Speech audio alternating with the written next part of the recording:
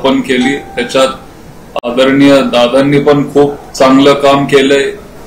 माझे काकी सुनेत्रा आदरणीय वहिनींनी पण चांगलं काम केलंय. मी इथं काम करत आलोय आणि संस्था ही चालली पाहिजे, पुढे गेली पाहिजे. सगळ्यांचं त्याच्यामध्ये योगदान असतं आणि त्याच्यामुळं इथं भेटल्यावर आम्ही राजकारणावर चर्चा करत नाही, पण ही संस्था आपल्याला पुढे कशी नेता येईल त्याच्यावरच आमचं सगळं डिस्कशन असतं आणि आज पण तेच झालंय. असं जरी असलं तरी आपण बघितलं की 10 तारखेला साखरपुड्याला संपूर्ण पवार कुटुंबीय एकत्र आपण पाहिलं. आज आपला वाढदिवस, आमच्या सर्वांच्या वतीने आपल्याला वाढदिवसाच्या शुभेच्छा.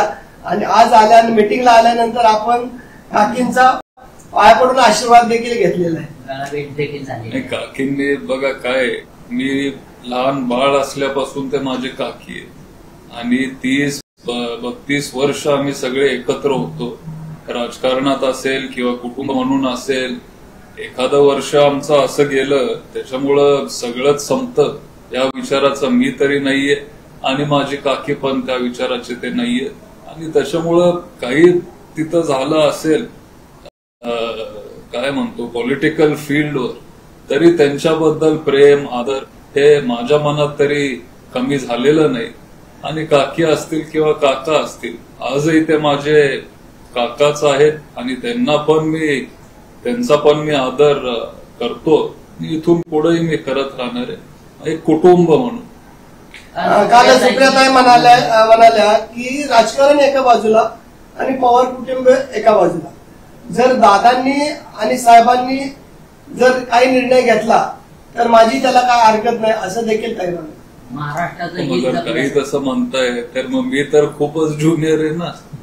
ते जे काही ठरवतील आम्ही तिथं त्यांच्या निर्णयाशी आम्ही सहमत असो. बाबांशी आणि आईंशी या संदर्भात आपली काही चर्चा झाली का की बाबा आता झालं गेलं इलेक्शन बाजूला राहिलं, परंतु आता इथनं पुढे तरी कार्यकर्त्यांनी एकोपा राहिला पाहिजे. ती चर्चा झाली आहे, नेहमी होते की आपण सगळ्यांनी शेवटी काय म्हणतो इंग्लिशमध्ये म्हण आहे की there is a strength in unity. आणि राजकारणात जरी लोकांनी किंवा आपण दादांनी वेगळा निर्णय जरी घेतला असेल तरी ते माझे काका आहेत, पवार कुटुंबातले ते एक सदस्य आहेत, माझ्या वडिलांचे ते सख्खे भाऊ आहेत. आज सकाळीच मी काटेवाडीला गेलो, सकाळी मी माझ्या आजींना भेटलो, त्यांचा मी आशीर्वाद घेतला. आता पवार साहेबांचा आशीर्वाद घेतला, काकींचा आशीर्वाद घेतला. दुपारी तुम्ही सगळे आहात तिथं, मी प्रतिभा आजींना पण मी भेटणार आहे. शेवटी वाढदिवस आहे आणि मला वाटतंय की राजकारण सगळ्याच गोष्टींमध्ये आणलं नाही पाहिजे. कुठंतरी आपण फॅमिली म्हणून वेगळं राहिलं पाहिजे. आणि फक्त हे आमचं कुटुंब नाहीये, पण कुठलंही राजकीय कुटुंब जर तुम्ही बघाल, जेव्हा त्यांच्या घरात कुठला तरी कार्यक्रम असतो, मग ठाकरे असतील किंवा मुंडे कुटुंब असेल, जे कोण राजकारणात आहेत असे कुटुंब, जर एखाद्याचा साखरपुडा असेल किंवा लग्न असेल किंवा काहीतरी एका घरात कार्यक्रम असेल तर सगळे तिथे एकत्र येत आलेत. आणि ही महाराष्ट्राची परंपरा आहे आणि तीच परंपरा आम्ही पण पुढं नेतोय. तुम्ही ठाकरे कुटुंबाचा उल्लेख केला, ठाकरे कुटुंब एकत्र येणार चर्चा आहे. उद्धव ठाकरे आणि राज ठाकरे एकत्र येत आहेत. काय तुम्हाला वाटतंय, पवार कुटुंब देखील एकत्र यावं? नाही, आता आमचं कुटुंब म्हणून आम्ही एकत्रच आहोत, असं मला वाटत नाही की कुटुंब आमचं वेगळं झालंय किंवा असं काय झालंय. ठीक आहे, राजकारणात कधीतरी आपले विचार बदलू शकतात, काय वेळेला परिस्थिती पण काय गोष्टी आपल्याला ते करायला भाग पाडते. पण कुटुंब म्हणून ते तुम्ही तोडू शकत नाही ना, शेवटी रक्ताचं नातं आहे. ठाकरेंच्या मनोमिलनाने महायुती अस्वस्थ झालेली आहे. शेलार यांनी मैत्री तोडली, शिंदेनी तर दरेगाव गाठले. आधी काय म्हणाला तुम्ही? ठाकरेंच्या मनोमिलनाने महायुतीमध्ये अस्वस्थता निर्माण झालेली आहे. शेलार यांनी मैत्री तोडली तर मुख्यमंत्री एकनाथ शिंदेनी दरेगाव गाठले. तो त्यांचा महायुतीचा प्रश्न असेल, पण अजून ते एकत्र आले पण नाहीयेत, फक्त चर्चा आहे. एकत्र आल्यावर किंवा जर एकत्र आले तेव्हा काय होईल ते बघायला आवडेल मला. मुंबई जिंकण्यासाठी हा ठाकरे कुटुंबाचा खटाटोप मनावर असू शकतो. आता मी कसं सांगणार, शेवटी ते दोन मोठे नेते आहेत, ते त्यांच्या कुटुंबाचा प्रश्न आहे, त्यांच्या पक्षाचा प्रश्न आहे, असं असू शकतं. आमदार रोहित पवारांनी एक ट्विट केलंय, त्याच्यामध्ये त्यांनी असं म्हटलंय की ठाकरे कुटुंब एकत्रित आलं तर तो सुवर्णक्षण असेल आणि त्यासाठी इतर जे काही राजकीय कुटुंब आहेत त्या कुटुंबाने देखील एकत्रित यावं. एकंदरीत या सगळ्या ट्विटमधून पवार कुटुंबाने देखील एकत्रित यावं असं रोहित पवारांना वाटतं. आता तुम्ही पण बघताय की पवार कुटुंब एकत्रच आहे.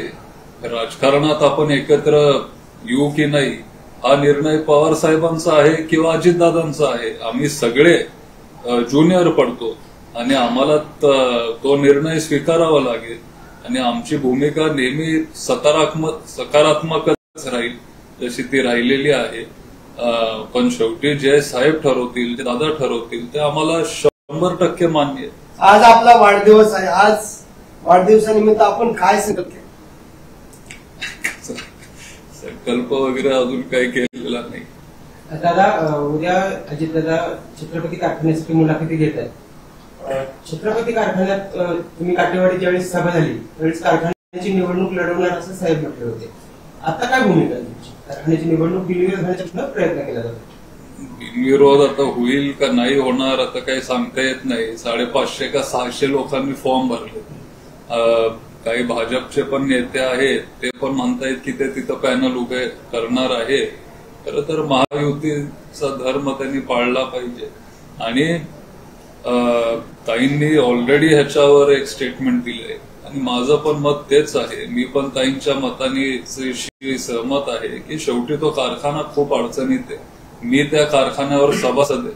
माझ्या पंजोबांनी तो कारखाना सुरू केलाय आणि माझे आजोबा ते पण त्या कारखान्यावर संचालक राहिलेले आहेत. माझा स्वतःचा ऊस त्या कारखान्यावर जातो. माझ्या घरापासून 2 किलोमीटरवर तो कारखाना आहे. त्याच्यामुळं माझी पण इच्छा आहे की तो कारखाना वरती यावा आणि आज जाचक बापू असतील, त्यांचं पण त्या कारखान्याला मोठं योगदान आहे. आज अजितदादा आपले उपमुख्यमंत्री आहेत, ते सहकार खातं पण त्यांच्याकडे आहे, अर्थ खातं पण त्यांच्याकडे आहे आणि जर आपल्याला या कारखान्याला ह्या सगळ्या अडचणीतून बाहेर काढायचा असेल तर आपण सगळ्यांनी एकत्र आलं पाहिजे.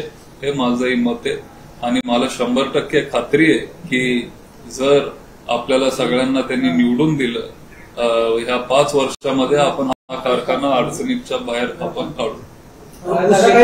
जागांची मागणी केली का गटाच्या वतीने? आपण आपली एक 4-5 नावं, फार काही जास्त नाही पण एक 4-5 नावं त्यांनी आपली घ्यावी असं आपण त्यांना सांगितलंय आणि मला विश्वास आहे की ते घेतील. ऊस शेतीमध्ये एआयचा जास्तीत जास्त वापर व्हावा यासाठी विशेषतः पवार कुटुंब जास्तीचा प्रयत्न करत आहे. यामध्ये प्रामुख्यानं प्रतापराव पवार असतील, पवारसाहेब असतील आणि अजितदादा असतील.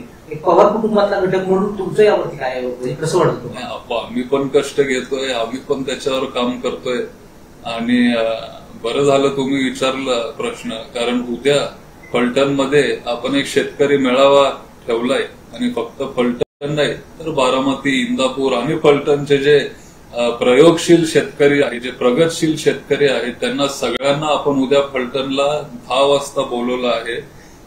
केव्हीके आणि तिथला कारखाना शरयू अॅग्रो, जिथं मी पण संचालक आहे, ह्या दोघांचं एक एमओयू झालंय आणि आपण सगळ्या शेतकऱ्यांना तिथं उद्या 10 वाजता मार्गदर्शन करणार आहे. एआयचा वापर आपल्याला मोठ्या प्रमाणात तिथं करावा लागेल, त्याच्यासाठी आपण पण प्रयत्न करतोय आणि उद्याच आपण तो मेळावा ठेवला आहे.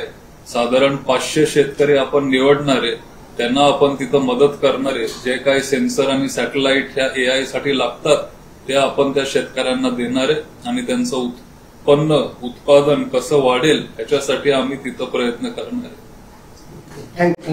थँक्यू. जीवाल्यांचा फोन आला, आमची लिंक तुमची लिंक नाही होत ना सगळे. जीवाल्याचा फोन आला, त्यांची लिंक त्या पाठवतो.